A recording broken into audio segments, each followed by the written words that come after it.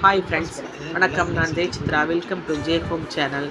இன்றைக்கி கருவேப்பிலை சாதம் எப்படி செய்கிறதுன்னு இந்த வீடியோவில் பார்க்கலாம். கருவேப்பிலை சாதம் நம்ம உடம்புக்கு ரொம்ப நல்லது. ஹேர் க்ரோத்துக்கு, சுகர், பிபி எல்லாத்துக்குமே ரொம்ப நல்லது. இது வந்து டிஃபன் பாக்ஸ் ரெசிபியாகவும் யூஸ் பண்ணி பேச்சுலர்ஸ் கூட செய்யலாம் ஈஸியாக.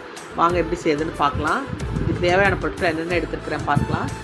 எல்லாவற்றிலும் 2 ஸ்பூன் எடுத்திருக்கேன். கடலைப்பருப்பு, உளுத்தம்பருப்பு, நிலக்கடலை பருப்பு வறுத்தது, இது எல்லாத்தையும் 2 ஸ்பூன் அளவுக்கு எடுத்து வச்சுருக்கிறேன்.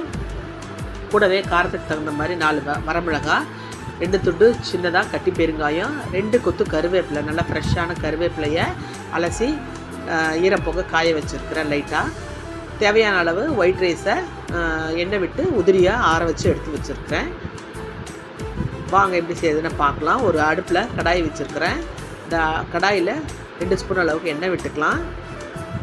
எண்ணெயில் கருவேப்பிலையை போட்டு நல்லா மொறுன்னு வர்ற அளவுக்கு நல்லா ஃப்ரை பண்ணிக்கலாம். பாருங்கள், கருவேப்பிலை இந்த மாதிரி உடையிற அளவுக்கு நல்லா ரோஸ்ட் பண்ணி எடுத்துக்கலாம். இதை ஒரு பிளேட்டுக்கு மாற்றிக்கலாம்.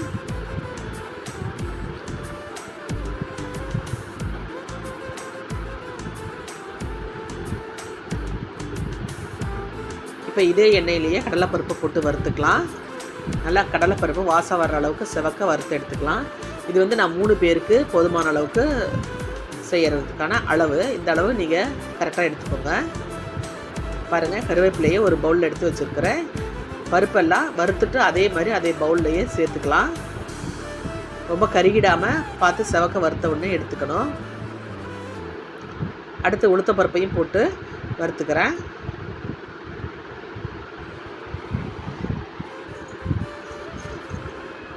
உளுத்தம்பருப்பு செவந்த உடனே அதையும் அந்த பவுலுக்கே மாற்றிடலாம். இப்போது நிலக்கடலை வறுத்தது தான், அதனால் கொஞ்சமாக லைட்டாக வறுத்தாவே போதும். பாருங்கள், இதையும் அந்த பவுலுக்கு மாற்றிக்கலாம். இப்போ அந்த 2 கட்டி பெருங்காயத்தையும் போட்டு நல்லா பொறுன்னு வர அளவுக்கு வறுத்துக்கலாம். கடாயில் எண்ணெய் இல்லை, நல்லா லைட்டாக எண்ணெய் விட்டுக்கிறேன். எண்ணெயில் வறுபடுறப்ப நல்லா பொறுன்னு வந்துடும். அடுத்து 10 பல் பூண்டு, இதையும் ஆப்ஷனலாக சேர்த்துக்கலாம். தட்டி சேர்த்துட்டு நல்லா இதையும் ரோஸ்ட் பண்ணி எடுத்துக்கலாம். பூண்டு சேர்க்குறப்ப இன்னும் நல்லா வாசனையாக கமகமன்னு இருக்கும். கூடவே வரமிளகாய் முனையும் போட்டு வறுக்கலாம். அது கூடவே கொஞ்சமாக தேவையான அளவுக்கு உப்பையும் போட்டுக்கலாம். கல் உப்பு போட்டு நல்லா வறுத்துட்டு இதையும் அந்த பவுலில் மாற்றிக்கலாம். இதெல்லாம் நல்லா ஆறின உடனே மிக்ஸி ஜாரில் போட்டு நல்லா குறப்பாக அரைச்சி எடுத்துக்கணும். பாருங்கள், இந்தளவுக்கு குறப்பாக அரைச்சி எடுத்துருக்கிறேன்.